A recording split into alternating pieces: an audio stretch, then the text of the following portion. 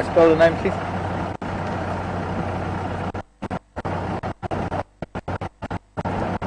I-A-N-E.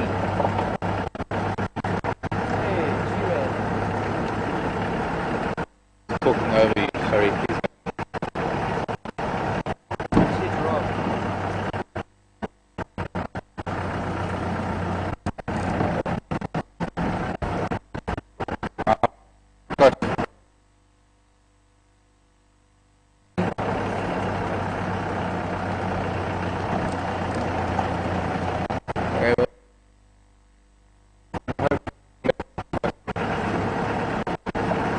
Some giraffe up ahead.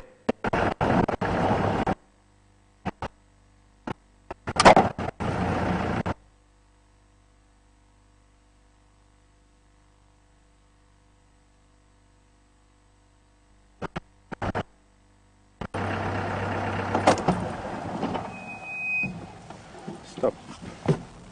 And we still got picture. You can see 3 giraffe here. There might be more hiding in the bushes. Maybe they'll come out into the open for us. The young female that we can see in the open at the moment. Adults are off in the bush on the side. And now I'm grateful that I put on so many layers. Come girls, come out into the open. Come on. Out you come. This might be that family of 6. There's that one female who's got the right horn and left horn are a little different. Looks like she must have had an accident with her left horn at some stage. 2 big ladies. Middle one there, very, very dark. But both of them still have tails. And the one on the far left's got a very long tail. So I don't seem to recognize her. So that means there's still another female and the very small one and the big male that are not here at the moment. Unless they're still coming out of the bushes. But then again, could be another group.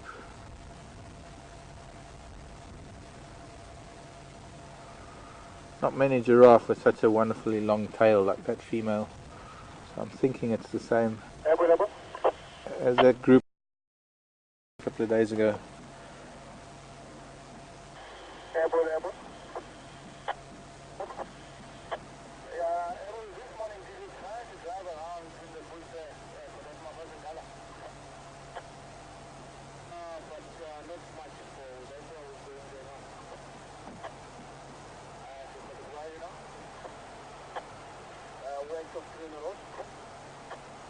If able can cover ground. I'm going to try and sneak closer to them. They seem to be quite vigilant.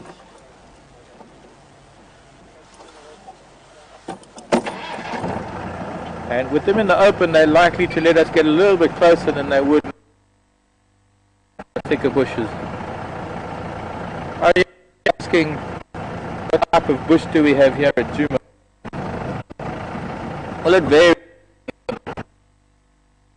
But generally it's what we call Combrita marula woodland.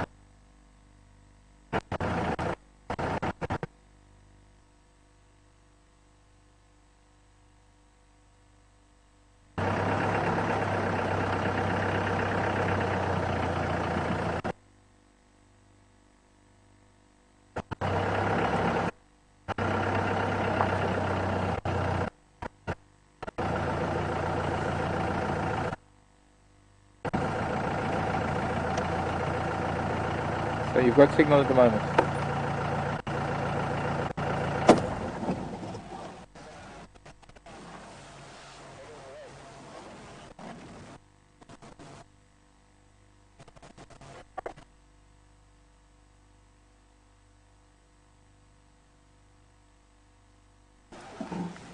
Okay, we're going to have to get up onto Biffles. We're going to have to get up onto Biffles or cut line as soon as we can. Then.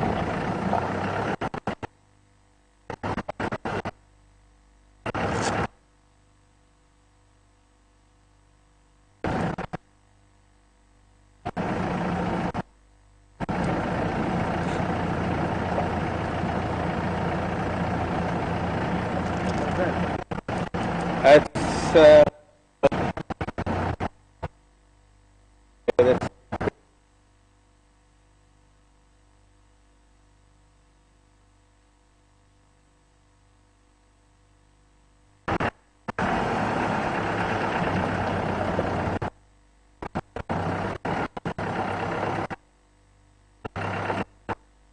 I wonder if we should maybe just do the fire brake for a change. Just for a change.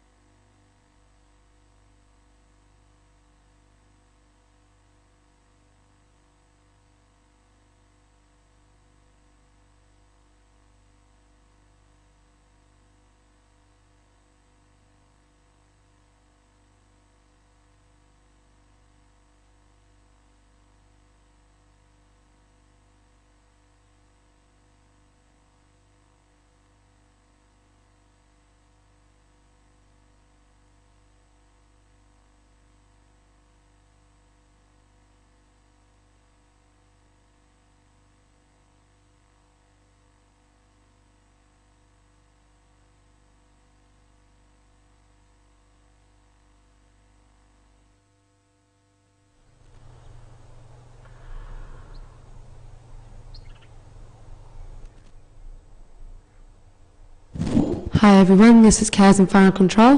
While Mark gets to a good signal area, I've just cut to Gary, and we can see what the hippos are up to as the sun begins to set over the African skies.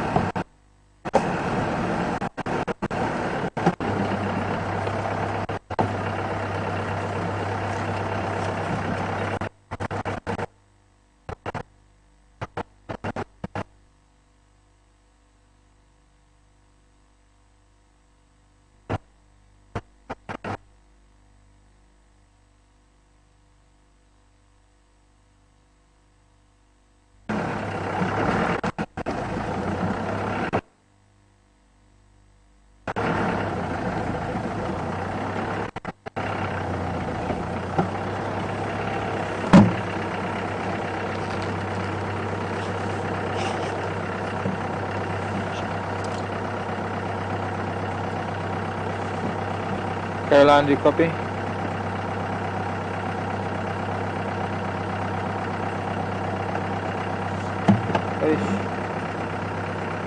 Caroline, do you copy?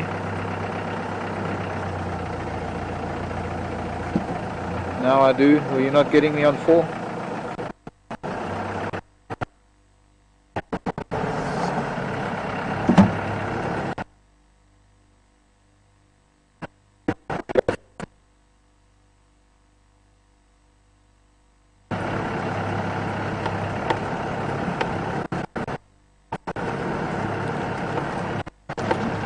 Okay, copied. I'm going to have to lose signal again.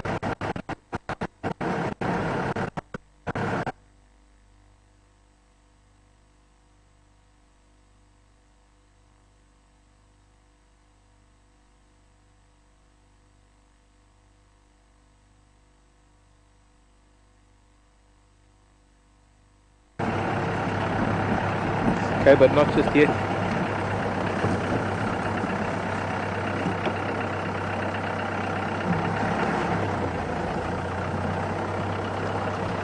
This is Karula. I've got Karula, and this is after the buffalo came through.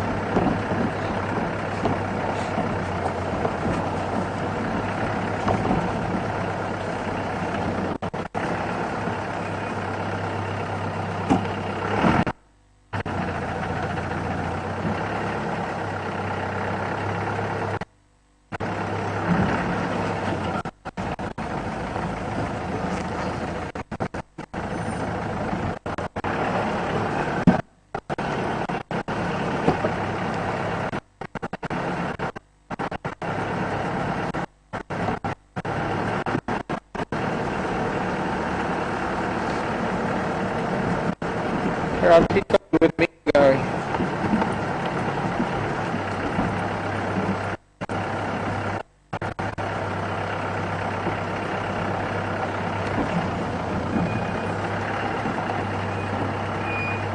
Caroline, coming. What you went back to 4. Are you with me, Gary?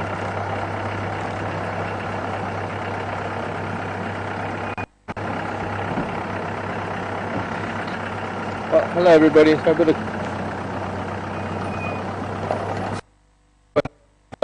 there. I've been looking at some leopard tracks that head east.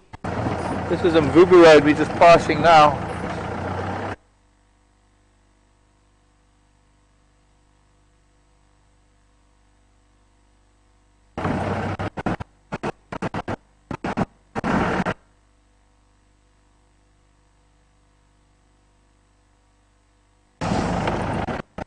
We're on the firebreak and right parallel line, and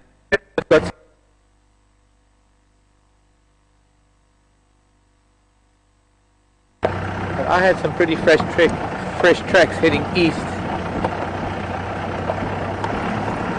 and if I was to go back east, we're going to lose signal for a while again. I'm going to try and see if I can see some tracks this time. Towards the Gallagher, it's like Mountain Pan and Mafazi.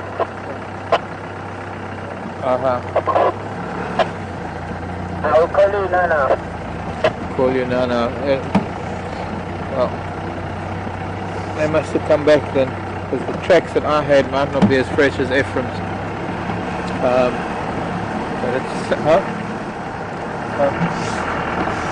But it sounds like they're crossing up into the north across before the cut line.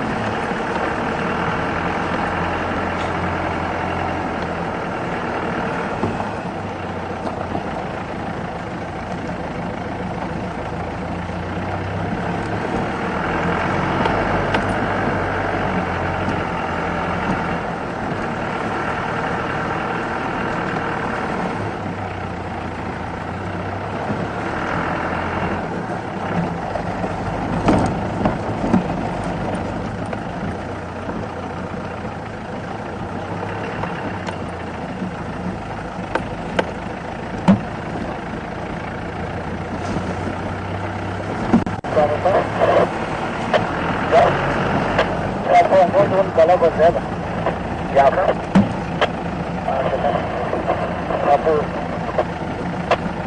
we missed the sunset. Not much of a sunset today, just an orange sun setting.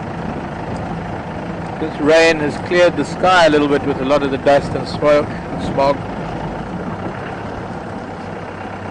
So clear sunsets tonight, no clouds to paint the sky pretty pictures, pretty colours, excuse me. And could be that the Karula with one of the boys is headed into Gallagher on Biffleshoek.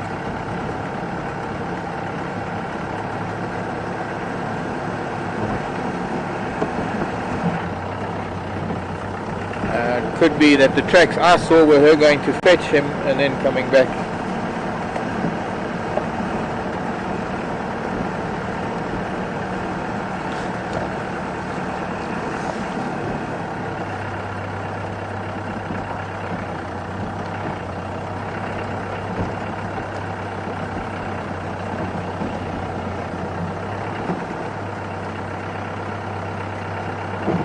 Are you holding on, Herman?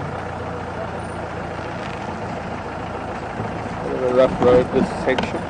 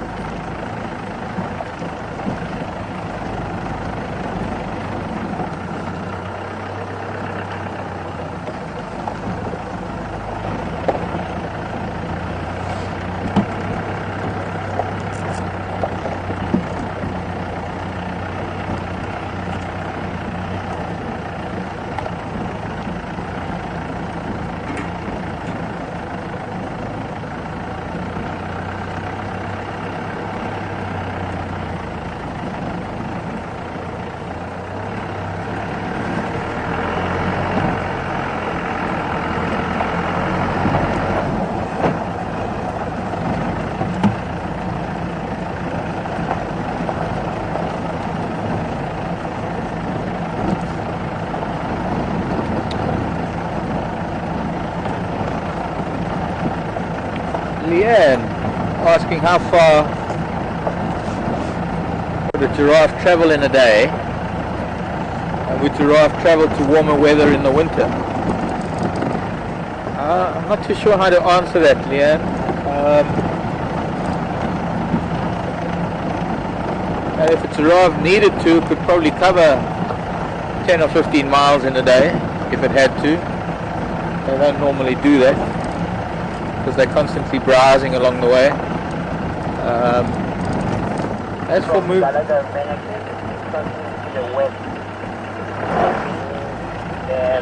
sorry.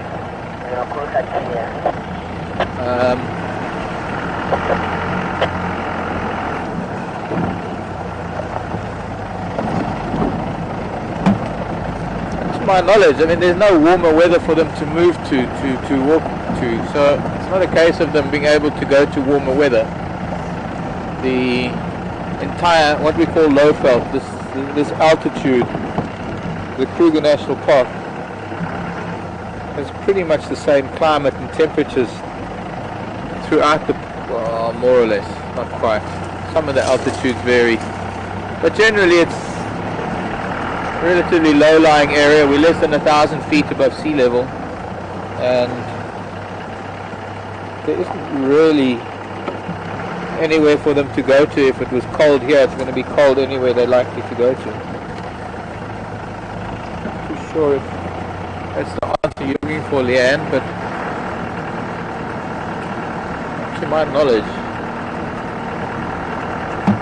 as far as covering distance is concerned, giraffes aren't really likely to sort of get a BNF on it and want to travel long distances. They will make a long distance trek in their day-to-day foraging and just the day-to-day feeding.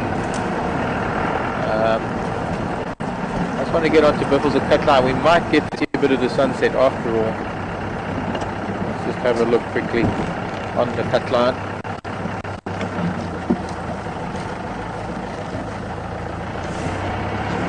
Okay.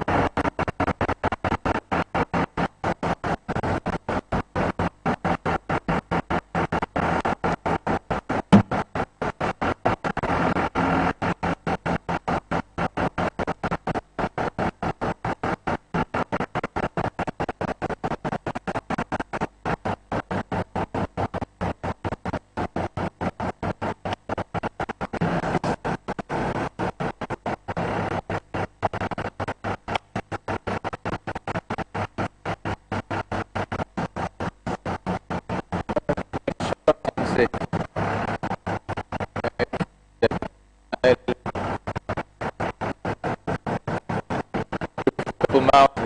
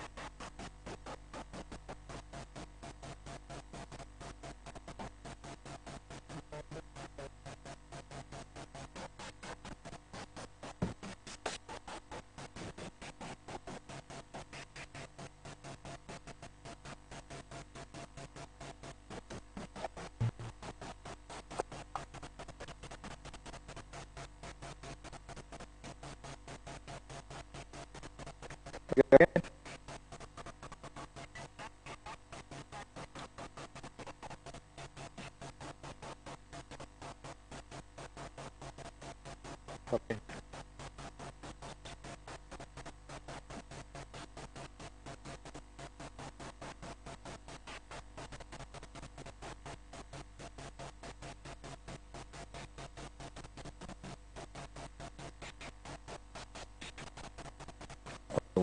After all.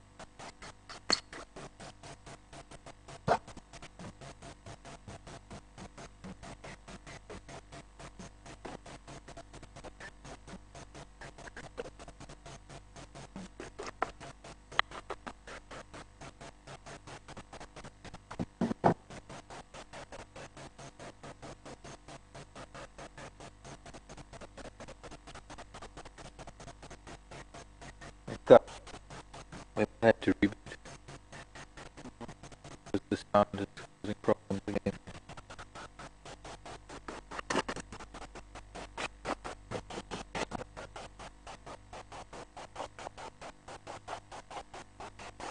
left my jacket and my frozen water.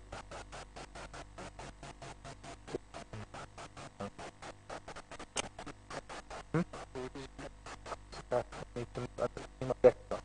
Cold.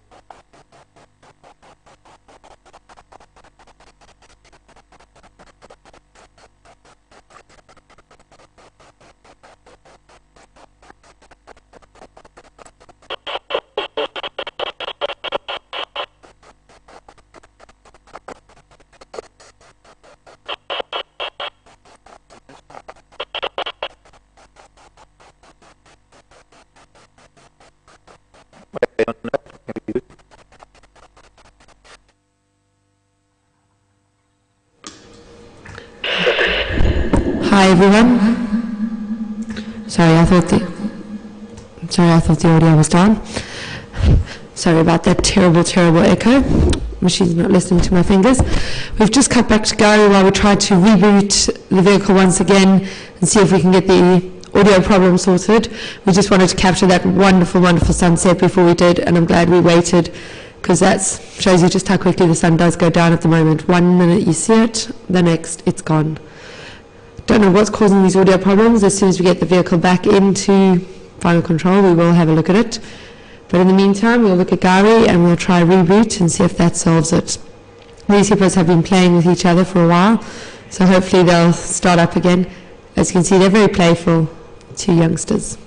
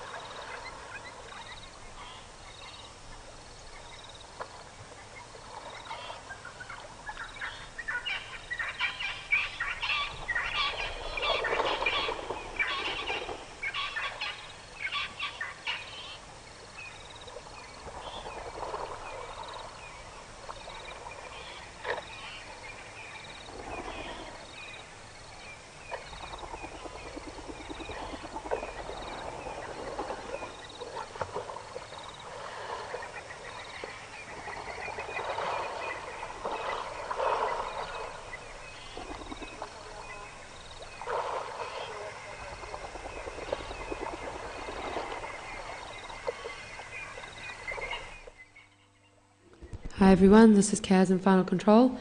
Mark is just trying to reboot the system again, but in the meantime we get to watch these two young hippos at play. And just goes to prove, no matter what species, babies always do like to play, children are always playing. And here you can see they're opening their mouths, getting ready for one day when they'll have to spar with other hippos possibly, getting some practice in, a little bit of training, but at the same time having fun. They really do look like they're enjoying each other's company. It's great to be able to see them play with each other.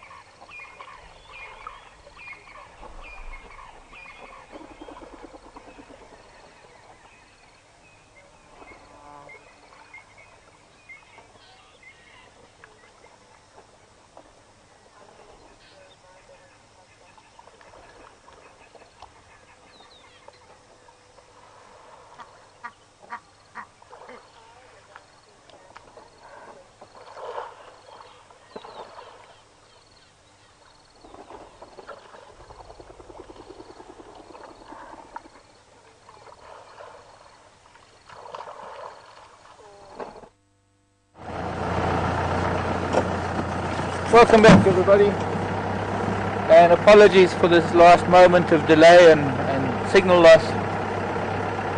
I'm hoping that you got some of that sunset. We actually did manage to get down to a spot and actually saw halfway down towards Sydney's Dam. Unfortunately the sound was going a bit and it required us to boot the system, and then we had to do it again, and hopefully everything's good now.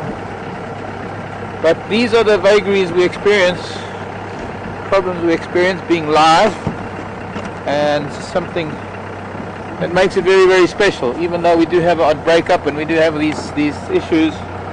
And this goes to show you that broadcasting live from a vehicle in the middle of the African bushveld is not a straightforward thing. We are moving around all the time. There are all sorts of factors involved with transmitting a microwave signal from this vehicle to a mast, and normally it's kind of line of sight thing. But we've been up on Buffalo Cut Line. I'm heading up now onto Aubrey's Road, and we bumped into Ephraim, not really him, excuse me. We bumped into his tracker, and they are busy looking for leopard just on the other side of Buffalo Cut Line, okay, just in case those leopard have maybe come back this side of the road.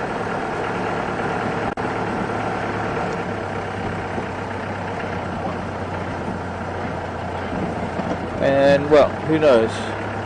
Doesn't seem to be any tracks here. I don't know how successful we're going to be with leopard. But with the light fading, I've now put the spotlight on, and we're going to do a little bit of spotting. My name is Mark, and I have Herman on the vehicle with me at the back with the camera, and you're with Safari TV live in Juma Game Reserve. Caroline in final control.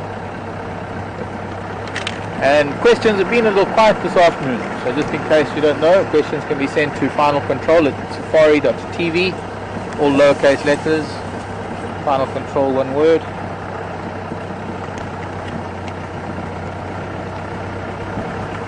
Ah, yes, did you notice this?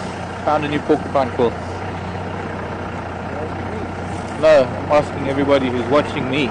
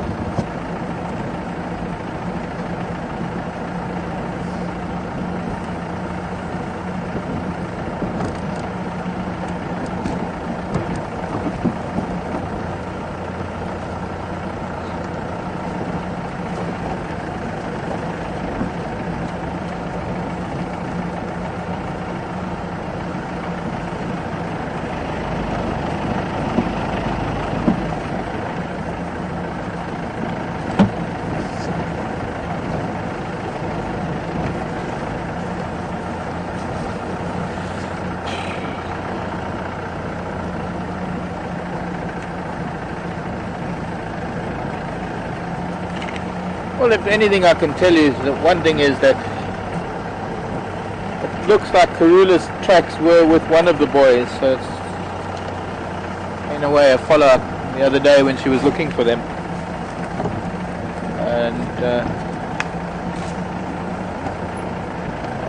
maybe hear from Ephraim a little bit later whether he finds something. I think it's getting a bit dark for him to be out on foot at the moment, but he's probably back on his vehicle by now.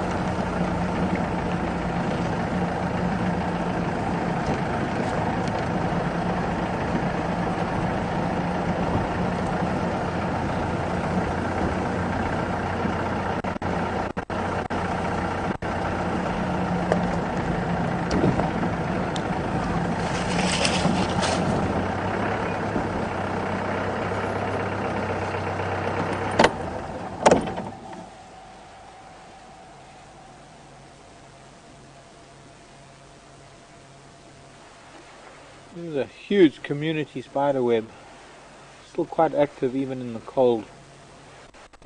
Go and get shadows. Not sorry, Hammer. It should be steady enough now.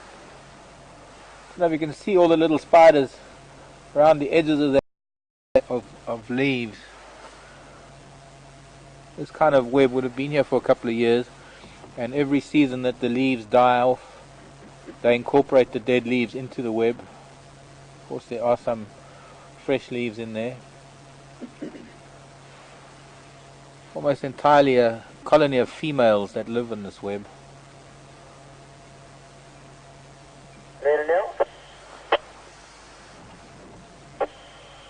Neil, yeah? Yeah, was one species here. Yeah, those even called so. It's on a big block here, just eastern side of Sydney. It is them, because they're driving around and I was taking a walk inside. We did not like it. Like now we're following the hyena behind now. Thanks for you. Thanks for This is quite a large colony. Normally the actual catch webs radiate a little bit further than that, but obviously with the wind and the weather and the things getting colder, not many insects about. The actual catch webs, which are these triangular nets that fan out from the central nest hub, a lot bigger in the summer months.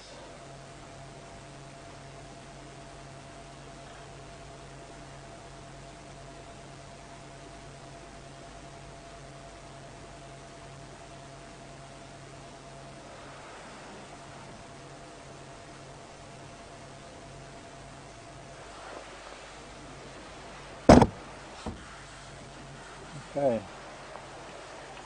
The reason why I stopped there now, not during the day, is because these are nocturnal spiders. One doesn't see them during the day. And it's one of two species. I'm not too sure how many species, but there is another species that is somewhat bigger than that. Something must have just jumped here because leaves are moving and there's no wind. Gone inside. Maybe a bush baby here. Either that or a little whirlwind maybe.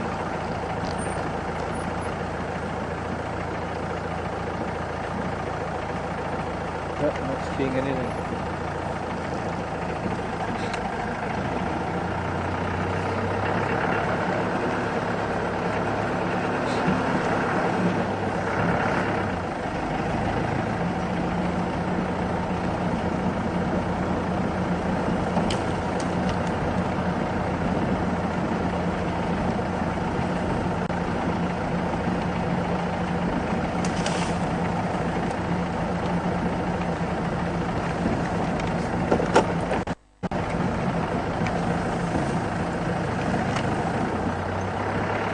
Giraffe tracks.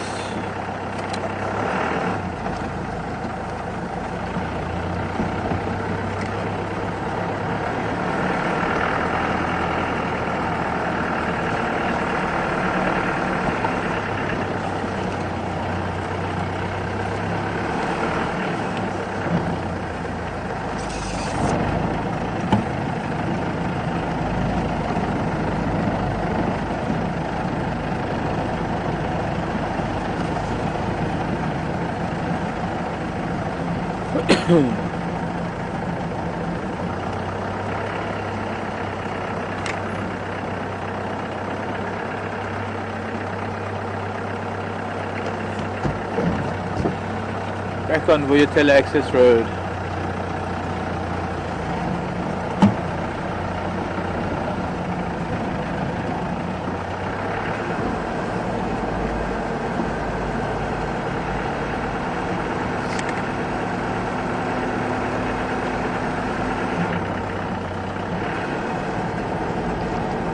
On fairly high ground here, temperature's a good few degrees warmer where we are now. As we start going down towards Gari Dam, you can actually feel the temperature dropping.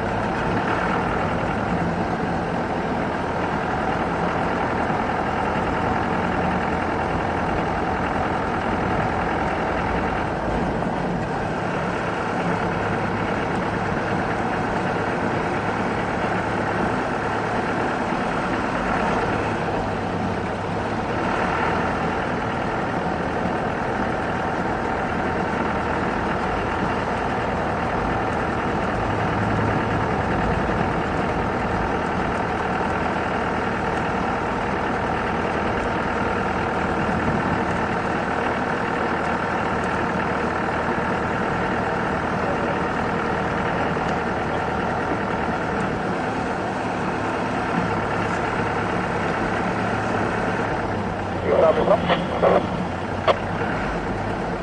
come in. Yeah, where are you from? Yeah, down there. Your position? Yeah, I'm from the Peter City ticket. I'm looking the thank you.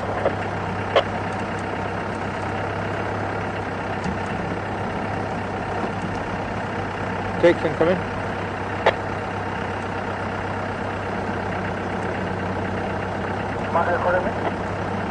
Affirmative. Where about are you?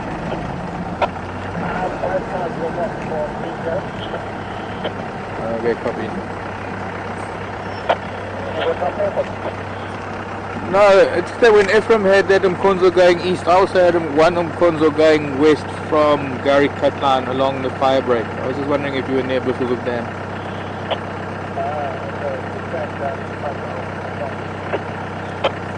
Okay, copy.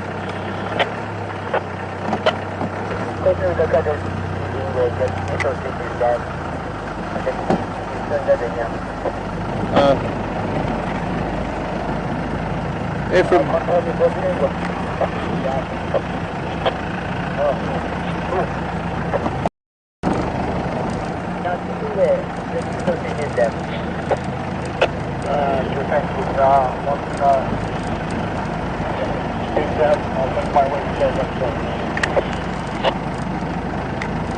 Ephraim, come in.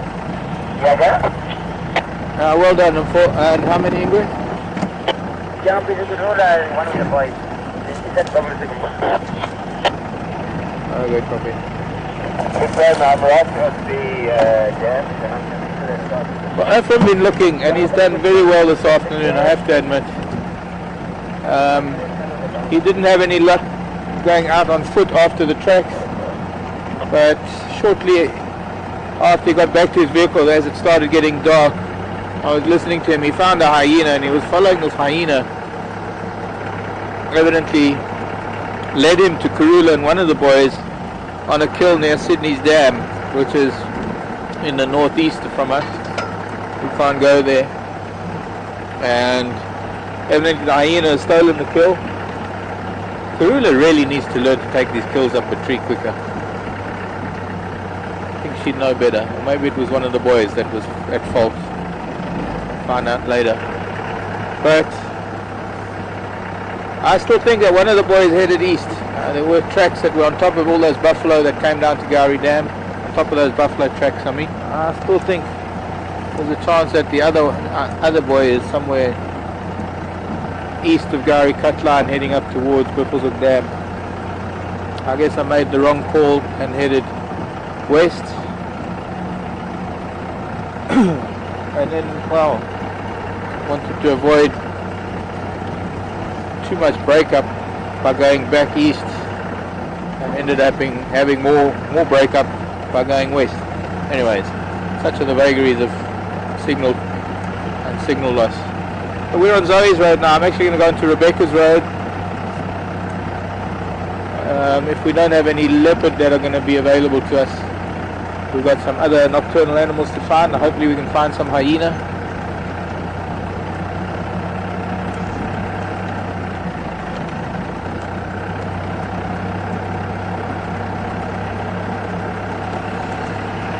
No lion tracks coming into our area today, so I don't think there are any lion within our range, within our traversing area. I don't think so. I can't be 100% sure. Of course, although we have roads that pretty much border all four of our borders, north, south, east and west, I haven't done all of them, and there are vast areas of bush that we can't see from the road. The roads are only a small percentage of the area that we cover. And still with a lot of leaves on the trees, our visibility from the roads in some places is very limited to only a few meters, a few yards into the bush. As we go into the dry season and all the trees are starting to lose their leaves, our visibility gets better. The dry, dying grasses will be flattened by the likes of the big herds of buffalo and elephant that we've had coming through, and hopefully be getting more of them coming through. And as we move on into June now and July, we're going to be able to see a lot further and a lot more.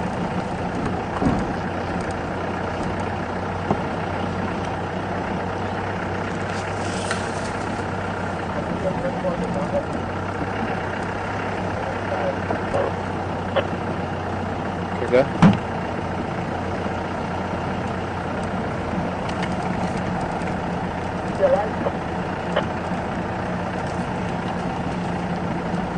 Peggy's asking if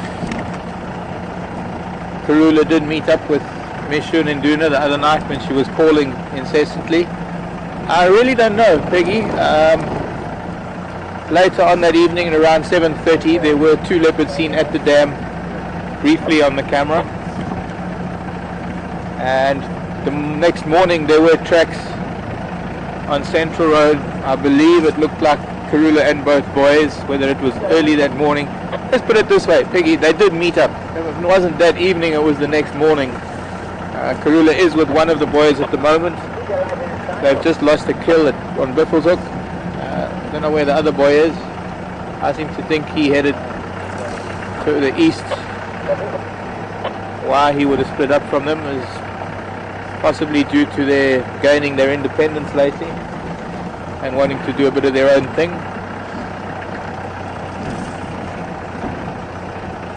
But an example of what the other night, there's no way of knowing until the next morning when we go out there and we look at tracks. We were the last vehicle out for that with Karula, and there's no way of telling. Once we leave a sighting and we're the last ones there, there's absolutely no way of knowing until the next morning if we find some tracks or some evidence what really happened.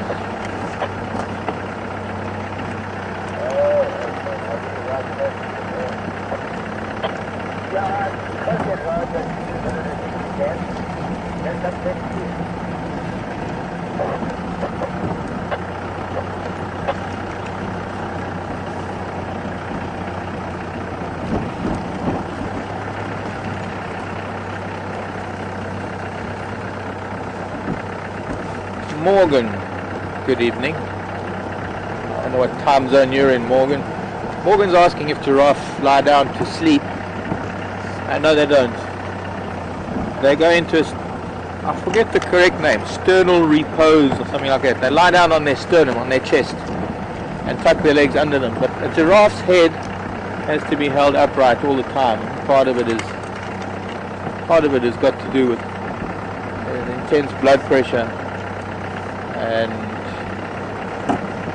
the valves in the neck, tiny little valves and lots of capillaries in the neck that reduce the blood pressure to the brain when the head is down when they're drinking. But a giraffe is way too vulnerable by lying flat on the ground, apart from the fact that it can die very quickly.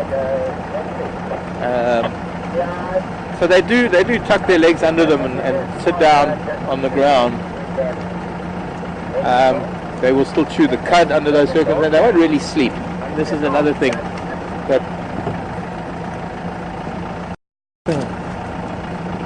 that all the herbivores go through, that sleep is not the same thing for herbivores that it is for carnivores or for some animals that are very strictly diurnal or nocturnal. Diurnal meaning active during the day, nocturnal meaning active during the night. And there are some, I mean, if you look at the likes of the primates, us, monkeys, baboons, we are typically diurnal animals. We're not really gifted with, I can speak for us, maybe not so much the other primates, but we're not really gifted with nocturnal vision. We might have had better vision a couple of million years ago, certainly before the advent of artificial light. But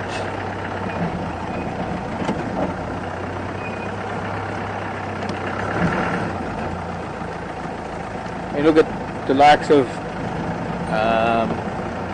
either bush pigs or warthog. Warthog are strictly diurnal. Bush pigs are strictly nocturnal. So they have what we call a circadian rhythm that requires them to sleep for long periods of time, rest the brain and the body. But all the other herbivores, all the antelope, browsers and grazers. There's several factors here. First of all, they've got to constantly be processing their food. If not selecting it from the plants, in other words, grazing or browsing. Grazing meaning eating grass, and browsing, eating leaves. Then they've got to be resting up somewhere, processing the food, chewing it, swallowing it, letting it go through the rumen.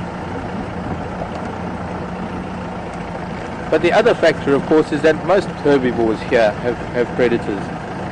And the herbivore can't just go and lie down and go to sleep, because it'll get eaten so quickly by lion or... That's a defense. It's not a defense. It's a self-preservation mechanism. That herbivores don't sleep the way we know sleep. They will lie down. Oh, there's a scrub hare in the road. I wonder if it's one of those vicious saber-toothed ones.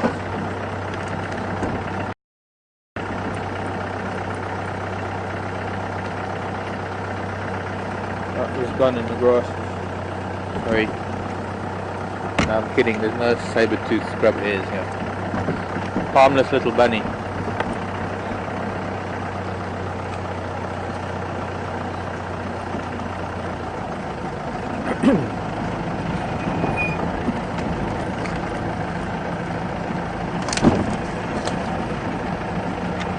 So, where was I? Sleeping. Animals, herbivores. This is Rebecca's road, by the way.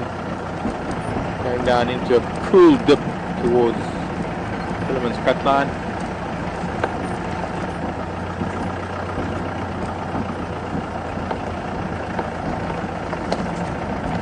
Those animals do get tired standing up, being on their feet all day, so there are times, especially in cool weather, that they'll tuck their legs under them and lie down, but they will still be awake. They will still be quite observant or alert. Invariably there's at least a couple of individuals that will still be standing up looking out for danger, but those that are lying down will still be feeding, still be eating, chewing the cud, processing.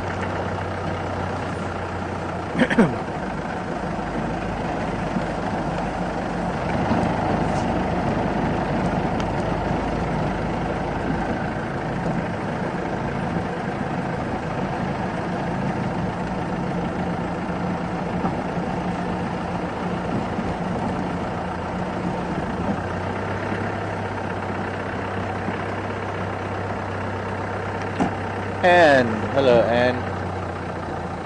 I'll try and find you one. If I don't, we'll find you one soon enough. Anne wants to know if bush babies are solitary or if they live in groups. And they are solitary.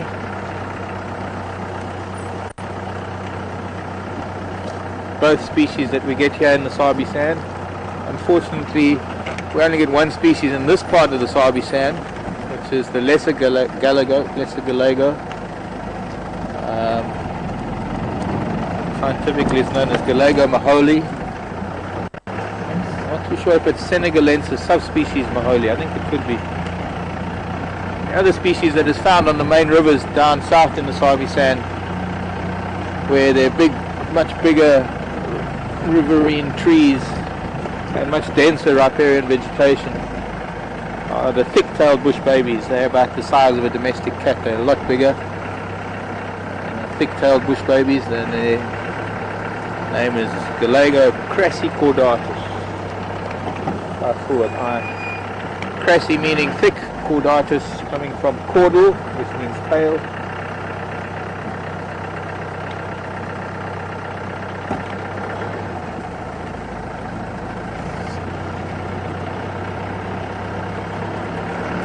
And it's the big, thick-tailed. It's the bigger, thick-tailed bush baby that gives the name to the group of primates that they are, because their cry sounds very much like the baby screaming. Ah! Ah!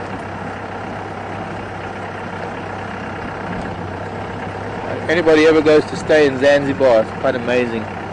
You're staying in Stone Town in Zanzibar, or on Zanzibar, I suppose you say on Zanzibar since it's an island. You're staying in a hotel or something in Stone Town, you look out the window onto the rooftops and you see feral cats and bush babies running around on the rooftops. Quite amazing.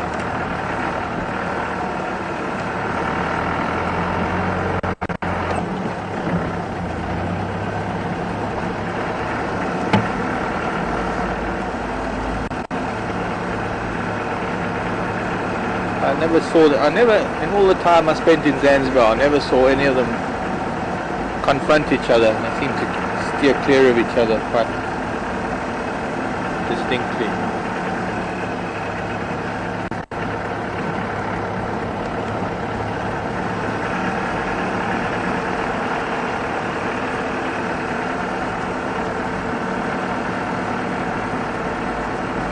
Last winter.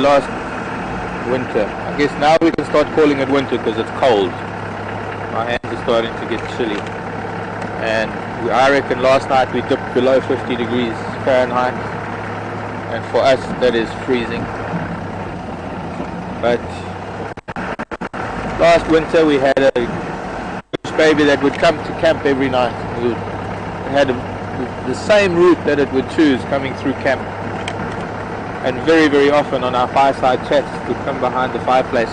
That route actually was along the edge of that fence behind the old FSC fireplace, using one particular tree that very, what's the word I'm looking for, whip-like, flexible, think of it, a sapling, using that as a springboard to help it jump further. And I saw it back again. I'm sure it's the same one. Just recently I saw it back again. Hasn't been around for the whole of summer. Of course, there's a different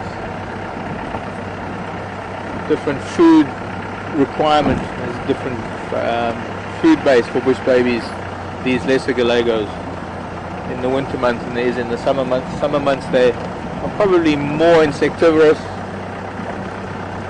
Excellent hearing, their eyes, those lovely big eyes. Another reason I guess why they're called bush babies is those huge nocturnal eyes. And look at you, they look like a baby. And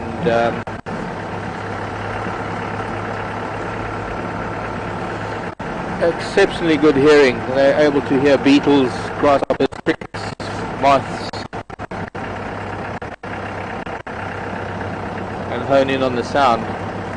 I guess more so than visual stimulus.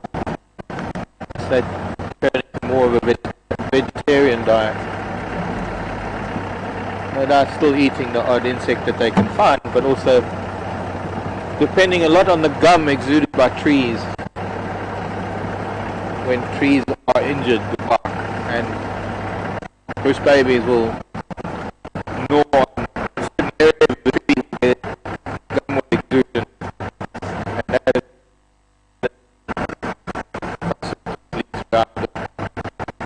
period. As long as I keep the wound up on the tree will produce.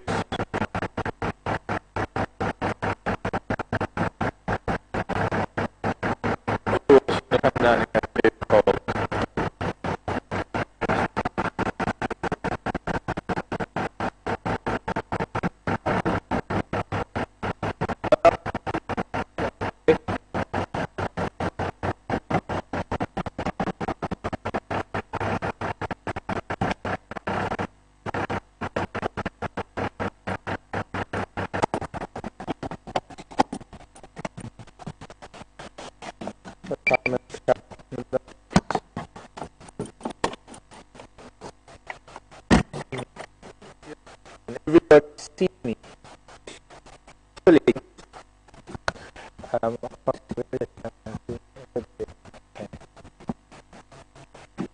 Thanks for the questions that came in. Sorry about the stick wrap. We'll find out soon. And